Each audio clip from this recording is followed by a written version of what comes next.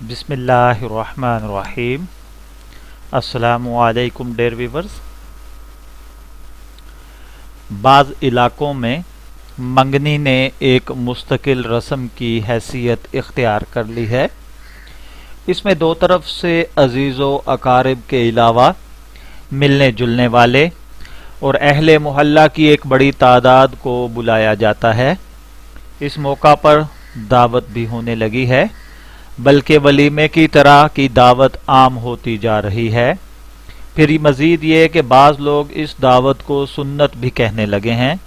تو میرے بھائیوں، خوب سمجھ لیجئے کہ منگنے کی حقیقت صرف ایک وعدے کی ہوتی ہے کہ دونوں طرف کے چند ذمہ دار حضرات جمع ہو کر رشتہ طے کر لیں۔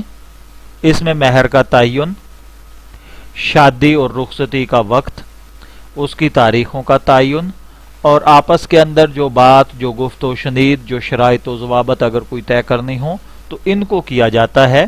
اس موقع کی مناسبت سے اگر ہلکی پھلکی کوئی ضیافت ہو جائے تو کوئی حرج نہیں، لیکن آج کل کیا ہوتا ہے کہ اس کے لیے باقاعدہ رنگ سرمنی، باقاعدہ طور پہ انگوٹھی کی تقریب، دعوت کا اہتمام کرنا، اس کو سنت قرار دینا، اس کے اوپر اور لا و لشکر کو بلانا، ڈانس، میوزک، ڈرامے بازی، اوٹ پٹانگ، نہ جانے کیا کیا کچھ، یہ سب کچھ غلط ہے، ناجائز ہے، اور اس کو سنت سمجھ کر ایسا کرنا بدعت اور واجب الترک ہے۔